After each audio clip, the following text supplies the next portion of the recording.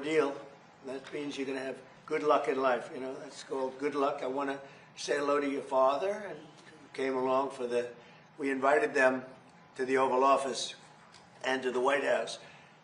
After this, if you'd like, we're going to have them brought up to the Lincoln bedroom, where you see the room of Abraham Lincoln. That's pretty good, right?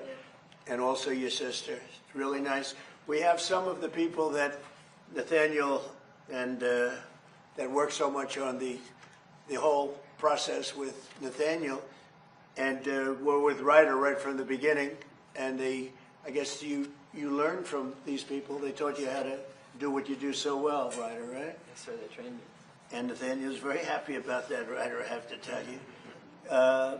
Shane Williams, the father of Ryder. Thank you very much, Shane. You did a good job. Thank you. I see you're in one of my favorite uniforms. Yes, sir. I'm a big fan of that. Thank you. You couldn't be happier, right? I couldn't be more proud. When you saw that on television. Yes. It was incredible, actually. Shannon Williams, that's the mom. So you did a good job. It's good genetics. When you look at him, you can see really good. Summit Ray, that's the father. Thanks again, Summit. Appreciate it. Layla Ray, sister of Nathaniel. Thank you, honey. Aaron Bonin, Santa Cruz lifeguard, who assisted Ryder, and he became quite famous also. That was a good assist. He helped you a lot, right? Yes, sir. He helped you a lot. Thank you very much. Great job. Fantastic. Alex Lascutoff, Chief of Law Enforcement and Emergency Service in Santa Cruz. Thank you. Great job you guys are doing. Thank you, Mr. President. Justin McHenry, Assistant Chief of Aquatics and Lifeguard Operations, Santa Cruz. Good job. Were you responsible for the training? Yes, I help oversee and guide the training for our lifeguard program. And for a lot of the lifeguards, right? We train about 200 lifeguards a year. Great. At that age, too. Starting at 16. Starting at 16. That's a lot. I read that that's a lot to do for a 16-year-old. That's not easy. It's a huge responsibility, and it requires a lot of... That he did it so well, right? Requires a lot of integrity and resilience, and I think this particular rescue that Ryder performed really exemplifies what we're looking for in a state park life. And you couldn't let go for an instant. If you let go for one instant, it'd be very hard to find, right? Oh, absolutely. In those conditions, losing a victim would be disastrous. Yeah, really amazing. You have no idea the respect. Joel, where's Joel? State Park Superintendent, lifeguard, Santa Cruz. Joel, thank you very much. It's dinner hour, right? Good job, Joel. And Mike McAnamy, State Park Superintendent, Santa Cruz. Yes, sir. Thank you very much. Well, we're honored to have all of you. And again, what you did was incredible, and everybody saw it. And you'd watch it over and over. I know when I first saw it, I said, roll that back. I want to see that again. Is that really happening? And both of you people have to be very proud. The whole group is proud. And your father is the happiest man in the world, you know that? Because I asked him a question. I said, so if that didn't happen, your life would be ruined. And you said, it would be a whole different life, right? Absolutely. Amazing. No question. It's Yeah. incredible what Ryder did. I'm just beyond grateful to him and Aaron and the rest of the team and even the Good Samaritans that were there. I mean, it's just such a privilege to be sitting next to him today. Yeah. And be able to celebrate his birthday tomorrow. And I'll bet you'll stay a little bit related to this group of people. Because you Absolutely. realize what a fantastic job they did. We're a great Probably, you know, it's interesting because they're saying that you have in that area so many different saves. You're saying that night you help somebody out. Maybe not to that extent, but you help somebody out. But maybe lifeguards don't get the credit they deserve. This really showed how important it is, and certain areas. So certain areas of the country, you could say, are just very susceptible to people getting in trouble, right? And was this one of the worst on the state, on that entire coast? I mean, do you have other areas? Because that looks like a very dangerous place, the way Yeah. those waves, on a beautiful day, right? The characteristics on that given day made it a little more difficult. You know, it was a warm day, so there's lots of folks on the beach recreating, and then combine it with that large surf and the strong currents that we had in the area made it treacherous. that California's coastline is very diverse, and we have very remote and rugged sections of coastline that our lifeguards work on every day. Do you have areas where you don't have lifeguards that are very dangerous and people innocently go swimming and they don't have a chance, probably, right? There certainly are unguarded areas within the state and around the nation, and people getting in without the knowledge or ability to recreate in those waters can be extremely dangerous. And you have a lot of that. Is this one of the more dangerous areas, the swirl? I would say it's, during the summer months, it's one of our more dangerous summer beaches, yes. Yeah, it looked amazing, and it didn't stop. You know, the water came in and just keep coming. It was, and it looked like you were almost on shore, but you weren't really on shore. It's deceptive. It was a fantastic thing. Do you have any questions? Mr. President, and congratulations on being honored here. Mr. Let's keep the questions for them just for this, and then we can ask a couple later. Go ahead, please. Thank you, Mr. President. So thank you for doing this. First Good, of all, sure. What do you hope young Americans in our country take away from this incredible young man's That's a story? great question. I mean, look, they're going to look up to Ryder. They're going to look up to Nathaniel, the way Nathaniel handled it. He was cool considering the problems I was watching. You were very cool, and they're going to gain respect. I think, very importantly, they're going to gain respect for what these people do, having to do with lifeguards and having to do with safety. This was an unbelievable experience. Anybody watching, like, it's not my world, but I respect that world. I always had, but never maybe so much as I do now. So I thought you bring, to your profession, to what you do and what you do so well, you brought tremendous grace and experience, really tremendous grace, tremendous a feeling that it's so amazing to see this happen, to see it before your eyes. And I don't think any other, I've seen surfs, I've seen rescues before, I've never seen anything quite like this. It's been a great thing for your profession, and people are going to respect it even more, respect you even more. So I just thought it was really a very worthwhile event to have it at the Oval Office. So congratulations. Mr. President, I actually have a If you don't question. mind, can I have a question for the young gentleman? Go as ahead, well? sure. So first of all, a lot of people are very inspired by what you did. Can you tell us what was going through your mind at those dangerous moments, and what would you like to do in the future? How has this experience as a lifeguard shaped you? In those dangerous moments that we have, we always try to fall back on our training. We are trained so well by many to handle that situation as best we can. So I really am just thinking about how to get the boy out of the water as fast as I can. And for shaping my future, I want to be a firefighter in the future. Hopefully go through paramedic school. And He's off to a good start. We'll give him recommendations. We may have some good recommendations. Go ahead. That's all I have. Thank you. Can I, sir? First of all, thank you. You are an inspiration for all of us, I think, and especially you give us hope for your generation. And along those lines, do you have a message for your generation about service and what you're doing? I hope that everybody can take away from this and try to help more people. Try to look out for everybody around you, and just try to help everybody out as much as you can. What's the average age of a lifeguard in your area? I'd say a lot of this last year, a lot of them were 16 and 17 years old. And you have some that make it a profession, right? Yes, sir. A lot. So do you have 35, 40, 45-year-old? That's sir. great. And they lead a beautiful life on the surf, right? Yes, sir. And they would rather do nothing else, Yes, sir. right? That's very good. I think it's great. Mr. President, on another topic. Well, Yesterday, wait, let's finish on this topic. This is very exciting to me. Now, it's so exciting to see something like this happen. He's a real hero. When you see that, I don't know if I'd do it. I wouldn't probably. You're lucky I wasn't. You're lucky I wasn't on service that day. I don't know. But, no, he's a real hero. It's an amazing thing. And he's a real lucky guy, too. God was watching you, right? Yeah. Great. Go ahead, please. Mr. President, I do have a question about Iran, but I would like to ask you something about the rescue as well. Following this, there's been a push in Congress to officially affirm that open water lifeguards should be recognized as first responders. That would apparently really open up access to benefits, more federal programs. Would you support that? Well, I think they have gone a long way to get that done. It's something most people don't talk about. We have a lot of other things we talk about. And first time I've ever heard the question, but this is something that's been going on, I guess. Is that right?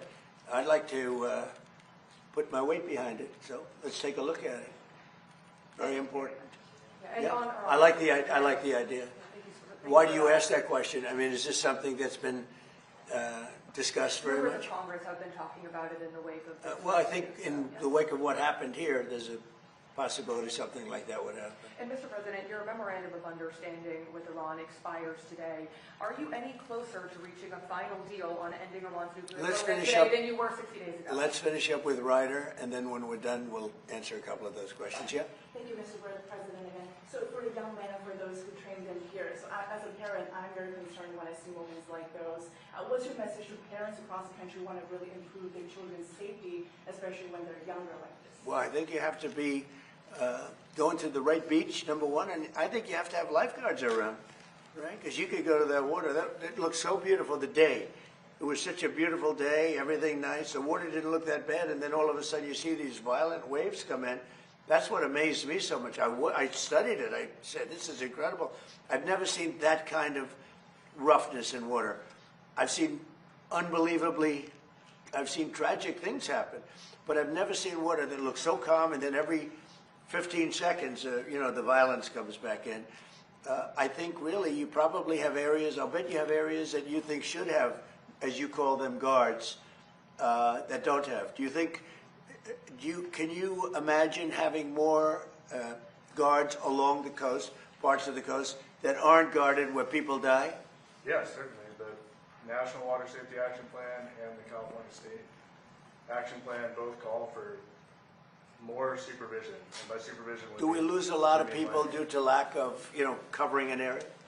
It can be challenging in some of those spots because of the economy to live there. It's Right. expensive. It's a coastal beach community, and there's $1 million homes on the beach, and our lifeguards are making a little more than minimum wage, but it can be challenging to live in those spaces, so it's hard to retain employees in those areas.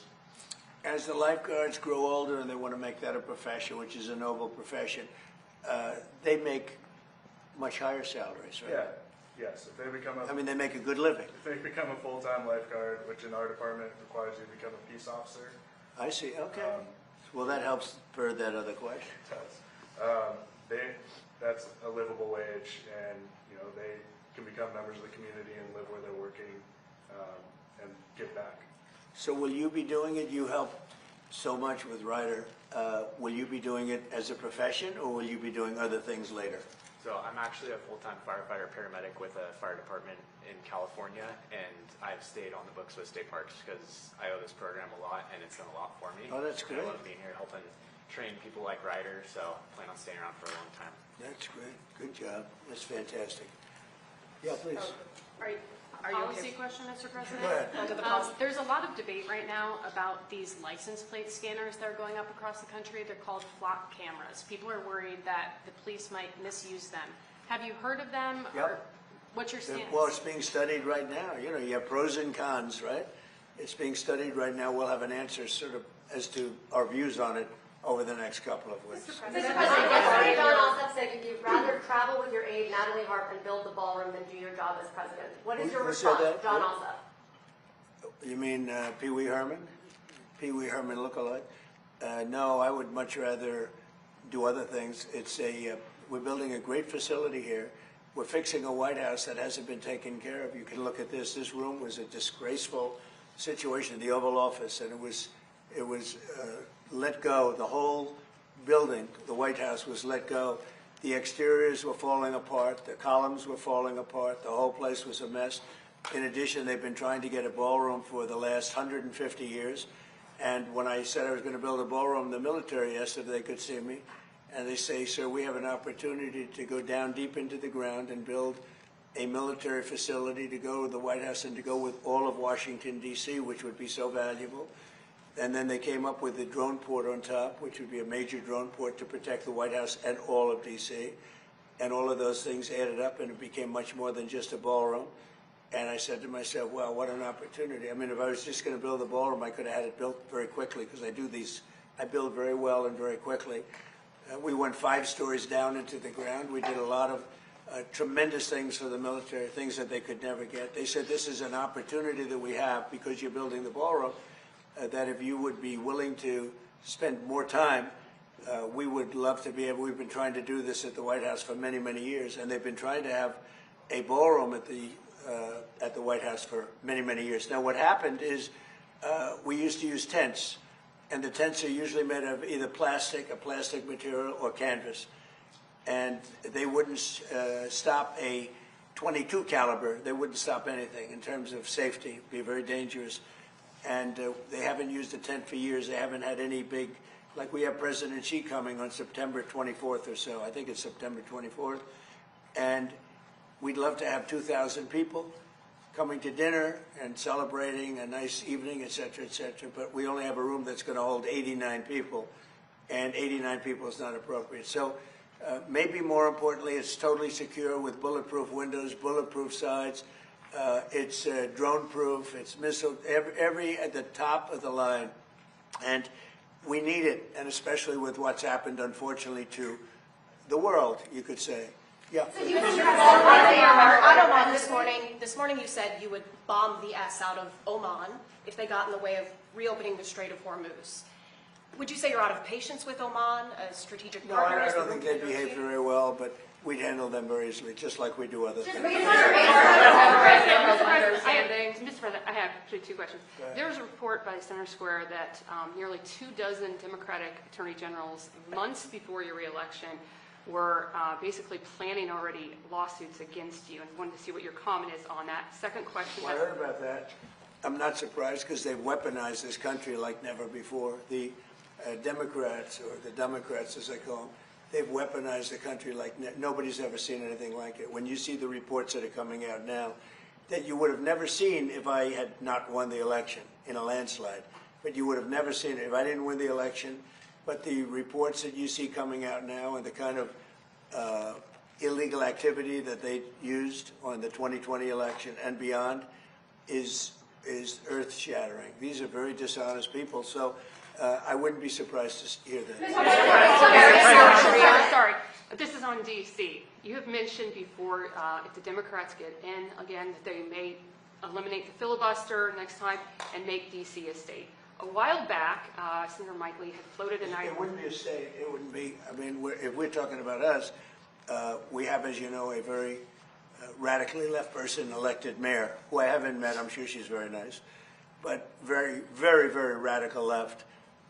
And we would have to federalize D.C. You know, we've made D.C. great. When I got here, it was a very dangerous capital. I would have said to Ryder, don't come. It's too dangerous. Now I can say you can walk down the street, you can grab Nathaniel and all your friends, you can walk in, you're going to be very safe. But if you were here a year and a half ago, the numbers were horrible. The crime stats, the murders, the death, the drug dealing, everything was. We have one of the safest. We've taken it from one of the most unsafe cities in the country to as safe a city as there is. Amazing what's happened to Washington, and it's our capital. We have to have a safe capital. And we did it through a lot of different reasons, but we also put the National Guard here. But in addition to that, the cleanliness, the new grass, the graffiti's all gone. We fixed up 82 monuments, fountains, and other things. The places, and when you see it in 6 months from now, it's going to be even beyond that. We're proud of our capital. I think these things are important. Whether you build, whether you do something to fix the White House where, you know, now they've never had a real estate developer, a good one, a real good one here before. They might not ever have one again.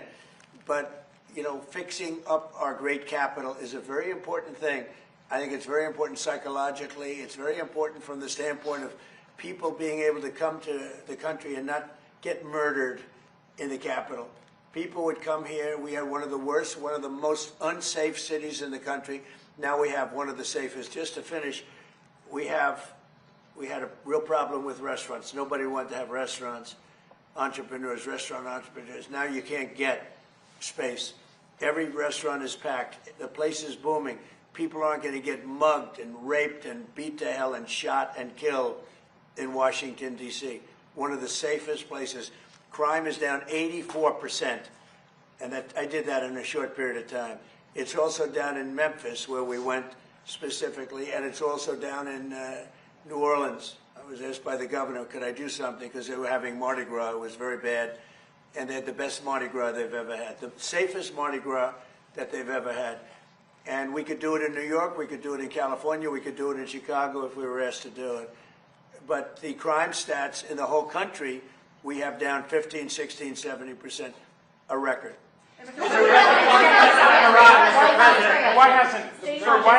Why hasn't Kim Jong-un responded to your request to have a conversation? How do you know he hasn't responded? Has he? Yeah, he has.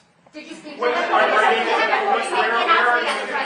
in conversation? And very positive. Well, just so you understand with South Korea, look, South Korea has been protected by us for many, many years.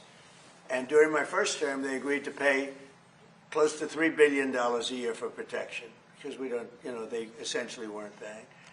And I asked them to do that at my request. I said, not right. They weren't happy about it, but they agreed. I asked for $10 billion, and they were very unhappy. But we agreed for a short term that it would be $3 billion, and next year it would go up, and the next year it would go up, so they start paying for their protection. When the election was rigged and I ended up watching for 4 years and then coming back, I watched Biden rescind that $3 billion a year for whatever reason. When I called recently the president of South Korea, who I like, I think he's very nice actually, but I called him, I said, would you like to give us a little hand? We don't need help with Iran, but if you'd like, give us a hand with Iran. He said, no thanks.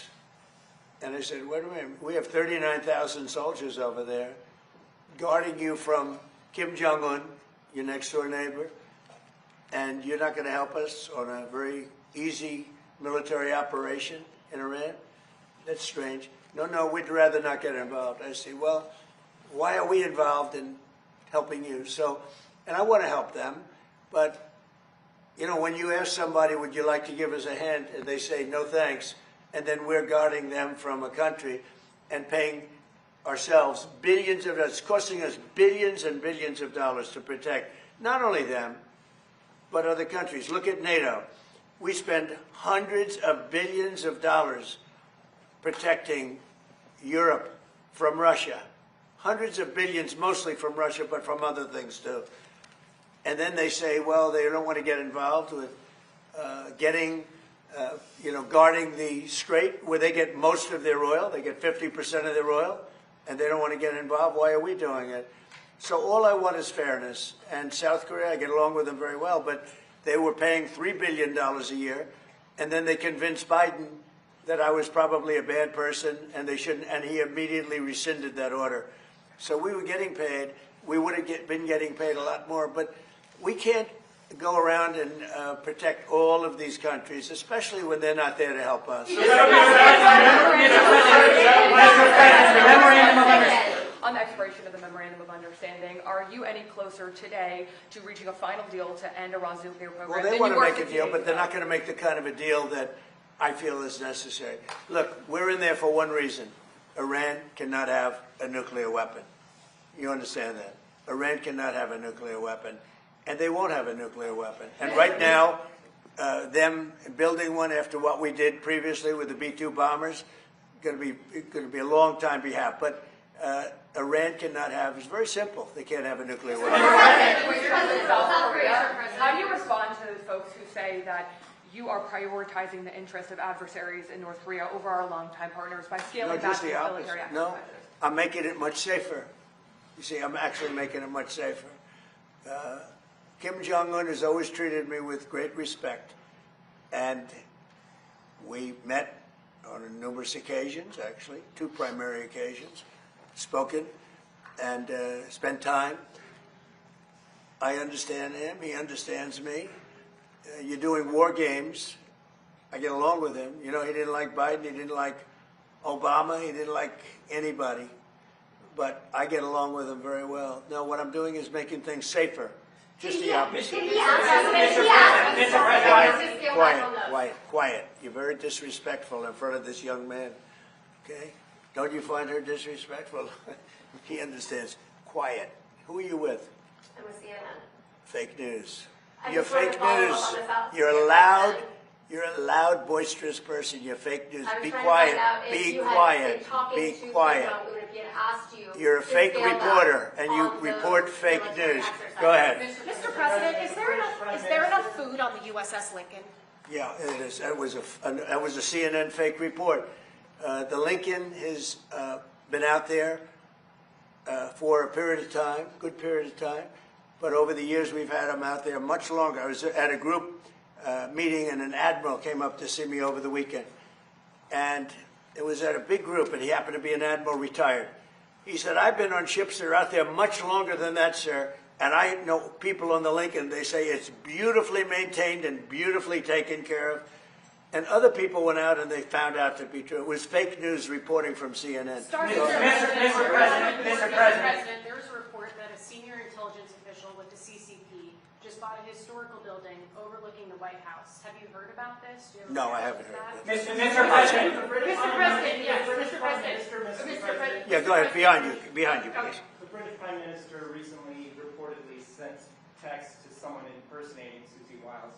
Are you concerned about his judgment or the state of communications between the two countries? No, but who happened? What happened? They sent text? Apparently the Prime Minister sent text to somebody impersonating Susie Wiles. And it was No, I'm sure that he had a miscommunication. Mr. President. He's the Prime Minister. Mr. President. You know, I spoke to him. We had a good conversation, a couple of them. We had a good conversation. One of the things he is going to do, I think he's going to open up the North Sea. That'll make UK pretty rich, I'll tell you. If he opened up the North Sea, now he's got an immigration problem and he has an energy problem. He would have solved one of his problems. That would be a big thing. That would make UK rich. If you open up the North Sea, it's one of the great finds anywhere in the world. And if they would open up the North Sea, UK would be rich again. Mr. President. Yes, Mr. President. Have the people. Don't you find them nice? Huh? Nice people, right? Look at him. He's saying, where do people like this come from? Your son is saying, where do people like this come from? Go ahead. The people who are opposing, Especially her. The people who are opposing the ballroom and challenging it, have they offered any sort of solution or sort of compromise, or do they just say there's no hold there? The people that are opposing the ballroom are people that, in my opinion, are very disloyal to our country, very, very disloyal to our country. And I think we're doing very well. We're way ahead of schedule. We're under budget. It's going to be the most beautiful ballroom of its kind. You know, when I was in China, we went to the Great Hall of China. It was this big, beautiful building. And we don't have anything like that. And we have to have that. It's very important. But we also are getting tremendous military protection, drone protection. The building is drone-proof. It's missile-proof as much as something can be missile-proof. It's totally bulletproof. Any bullet, nothing can go through the windows. We have, you know, all top-of-the-line stuff. It's very safe. And you know, the one thing, it's not for me, because I'm going to be here a very short period of time. When it's finished, if it finishes right on time, on budget, on time, I'll be there for 4, 5, 6 months. This is for future presidents. This isn't for me. This is for future presidents. And it's a gift. We're making a gift to our country, spending hundreds of millions of dollars to build a ballroom. And it's a gift from great patriots of this country. From, as an example, I mean, I'll give you names. I released some of the names. In fact, I wanted to put them out today, but we got a little busy. And this was, frankly, being with this group of people was very important to me. But we'll be putting them out, some of the people that contributed. But this is a gift to the United States of America. No taxpayer money is necessary. And you can have the finest ballroom anywhere in the world. It's not something I wanted to do, but it's something that's needed. And again, I'm not going to get to use it very much, because by the time it's completed, I'll have 4 or 5 months left, 3 months, who knows. But we're ahead of schedule. It's going to be the best of it in the world, of its kind in the world. There'll be nothing like it in the world. It fits beautifully with the White House. It's gotten fantastic reviews, architectural reviews. People think it's incredible. And when you see it, you'll say, wow, that's really something. And that's what the United States is all about. We have to have that. But in addition to the ballroom, we're building a great military complex. The people that started the lawsuit, the head person, I believe, was fired. And she was fired from another event just before that. And she's the one that started. It's a national trust. But the National Trust for Historic Preservation. Now, they say it's a United States. They use the word United States, but it's not related to the United States. In fact, the United States doesn't even contribute to it. It has nothing to do with it. It stopped contributing when they realized there were nothing but troublemakers. Years ago, it stopped contributing. So this isn't like an official United States bureau, a United States agency. They stopped contributing to the National Trust. And it's called the National Trust. It has this great name, National Trust for Historic Preservation. They're a bunch of troublemakers that the United States, many years ago, long before me, stopped contributing to. The woman that started it was fired. She's no longer there. So this is the remnants of it. And the bottom line is they're trying to stop something, and they won't be successful, but they're trying to stop something that's almost completed. When they brought a suit, why didn't they bring the suit a year before? Why did they bring the suit in the middle of construction when $400 million almost is spent on its construction? Why wouldn't they have started the suit a year early? Everybody knew it was going to be. It was no secret. Everybody knew that it was taking place. So they should have done that. But the National Trust is very disloyal to the country because they reveal things. You know, I said the problem with the suit, I told them this, is that we have many military things in this ballroom. And ideally, they shouldn't be revealed. But now they are revealed, so the world knows about it. That's okay. They shouldn't have done it. They're very disloyal. But I think we're doing really well. We're way ahead of schedule. And many presidents are going to use it for many years to come. The country will have one of the greatest gifts it's ever received. One more. Last week you said that you would soon declare the Strait of Hormuz to be a territory of the United States. Could you elaborate? Well, I just think it's a great idea. Yeah, I mean, we control it. We control it with the blockade. We have a blockade. We control it with the blockade. And I like the idea of declaring it a territory. Why might you do that? We have total control over the strait. Now, they can be a nuisance. They can put a mine in the water, and people don't like having mines hit their billion-dollar ships, you know, et cetera. But the blockade has been very effective. And, you know, we're taking out, now maybe that will stop or maybe it'll open up even further, but we're taking out millions of barrels of oil a week. If you look at the kind of numbers that we're doing, the strait is open and the oil prices are coming down and they will continue to come down unless we decide to do something far more drastic than we're doing. Iran is in big trouble. They have 300% inflation. The country's a mess, and the military is totally defeated. Thank you very much, everybody. Are you seeking an extension on the MOU? Thank you. Mr. President, are you seeking an extension on the MOU? Thank you.